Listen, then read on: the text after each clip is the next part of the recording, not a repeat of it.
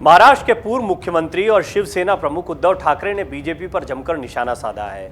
उद्धव ने इस बार हिंदुत्व को लेकर बीजेपी पर तंज कसा। शिवसेना प्रमुख ने बीजेपी को आड़े हाथों लेते हुए कहा कि अगर हमने कांग्रेस के साथ हाथ मिलाया तो हमने हिंदुत्व छोड़ दिया, फिर महबूबा मुफ्ती के साथ आपने जाकर क्या छोड़ा। आपको बता दें कि बीजेपी लगातार शिवसेना प्रमुख उद्धव ठाकरे पर हिंदुत्व को भुलाकर महाराष्ट्र में कांग्रेस के साथ गठबंधन कर सरकार बनाने पर उनकी आलोचना करती रही है। शिवसेना की पुरानी साथी बीजेपी ने उद्धव ठाकरे पर हिंदुत्व को भुलाकर अपने राजनीतिक स्वार्थ को पूरा करने का आरोप लगाया था। अब शिवसेना प्रमुख ने पलटवार करते हुए बीजेपी पर हमला बोला है। उद्धव ठाकरे ने बीजेपी पर निशाना साधते हुए एक ट्वीट किया। उन्होंने लिखा है, ठीक है, हम कांग्रेस के साथ गए, इसलिए आप कहते हो कि हमने हिंदुत्व छोड़ दिया, फिर मुफ्ती मोहम्मद और महबूबा मुफ्ती के साथ आप क्यों गए? वो क्या था? आपने क्या छोड़ा था? अब आपको लगता है कि हमने हिंदुत्व छोड़ दिया, जो हमने छोड़ा ही नहीं है। उद्धव ठाकरे इससे पहले भी बीजेपी पर हिंदुत्व को लेकर निशाना साध चुके हैं। बीते रविवार को ही उद्धव ठाकरे ने मुंबई के काला चौकी इलाके में शिवसेना की एक नई शाखा का उद्घाटन करने के बाद कार्यकर्ताओं को संबोधित करते हुए बीजेपी पर हिंदुत्व की राजनीति करने का आरोप लगाया था। उद्धव ने कार्यकर्ताओं को संबोधित करते हुए कहा था कि शिवसेना हिंदुत्व की राजनीति नहीं करती है। बहरहाल, अगर बाला साहब ठाकरे और उनकी विचारधारा की बात करें तो जो हिंदू हित की बात करेगा या गर्व से कहो हम हिंदू हैं, इस लाइन पर उनकी पूरी राजनीति चली है। खास तौर पर गर्व से कहो हम हिंदू हैं, ये बहुत ही चर्चित लाइन रही है और इस लाइन को, इस पंक्ति को सबसे पहले बाला साहब ठाकरे ने दिया था।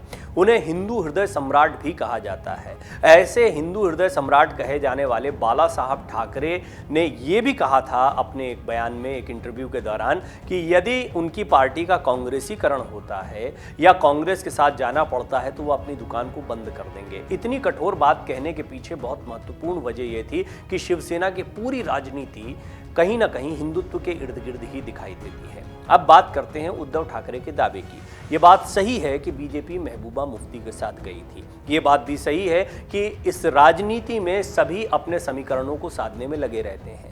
जिस एनसीपी के साथ जाने पर कड़ी आलोचना की जा रही है उद्धव ठाकरे की, उसी एनसीपी के साथ देवेंद्र फडणवीस ने भी सरकार बनाने का प्रयास किया था, एक बागी गुट को लेकर, अजीत पवार को लेकर। बहरहाल, राजनीति में ये सारे दांव पेच चलते रहते हैं। हमने ये समीकरण कई जगहों पर देखे हैं। जो कभी दुश्मन होते हैं वो फिर दोस्त बन जाते हैं। बिहार की राजनीति में इस तरह की उठापटक आमतौर पर देखने को मिलती है। हमने देखा है कि किस तरह से नीतीश कुमार कभी आरजेडी के पाले में होते हैं, कभी बीजेपी के पाले में होते हैं, कभी बीजेपी की भी मजबूरी नीतीश कुमार दिखाई देते हैं तो कभी नीतीश कुमार की मजबूरी भी एनडीए में रहना या बीजेपी दिखाई पड़ती है। इन सब के बीच में उत्तर प्रदेश की राजनीति के भी दिलचस्प पहलू सामने आते रहते हैं। या तो समाजवादी पार्टी और बहुजन समाज पार्टी जैसे ध्रुव विरोधी भी आमने सामने के बजाय साथ साथ देखने को मिल जाते हैं। वहीं कई जो साथी होते हैं वो तुरंत पाला बदल लेते हैं। राजनीति में इस तरह के समीकरण चलते रहते हैं। लेकिन उद्धव ठाकरे की गलतियों के बारे में जब हमने आपको बताया था तो सबसे महत्वपूर्ण बात यह थी कि उद्धव ठाकरे ने सीएम बनने की जल्दबाजी में हिंदुत्व के मुद्दे को किनारे कर दिया। बाला साहब ठाकरे जब ये कहते हैं कि कुछ भी हो जाए वो कांग्रेस के साथ नहीं जाएंगे या कांग्रेसीकरण नहीं होने देंगे पार्टी का, तो इसके बहुत मायने होते हैं। दरअसल वो अपने मतदाताओं को, अपने कार्यकर्ताओं को जानते हैं। वो जानते हैं कि कांग्रेस की राजनीति क्या रही है, एनसीपी की राजनीति क्या रही है। हिंदू आतंक का मुद्दा जमकर उठाया गया था और इसमें बहुत बड़ा रोल जो रहा था वो कांग्रेस का, एनसीपी का, शरद पवार का या बाकी लोगों का रहा था। खासतौर पर उस समय पर पी चिदंबरम, दिग्विजय सिंह जैसे लोगों के बयान खासे चर्चित रहे थे। बहरहाल, इन्हीं लोगों के साथ में गठबंधन करना उद्धव ठाकरे को भारी पड़ा। दरअसल एकनाथ शिंदे ने सबसे पहले इस मुद्दे को उठाया था। एकनाथ शिंदे ने कहा कि एक बेमेल गठबंधन दिखाई देता है, महाविकास अघाड़ी में शिवसेना को नहीं रहना चाहिए। यदि वो बीजेपी का सपोर्ट लेते हैं या बीजेपी के साथ जाकर सरकार बनाते हैं तो हम आपके साथ बने रहेंगे। उद्धव ठाकरे ने अब बीजेपी से सवाल किया है कि अगर हमने हिंदुत्व को छोड़ दिया कांग्रेस के साथ जाकर, तो आपने महबूबा मुफ्ती के साथ में जाकर क्या छोड़ा था?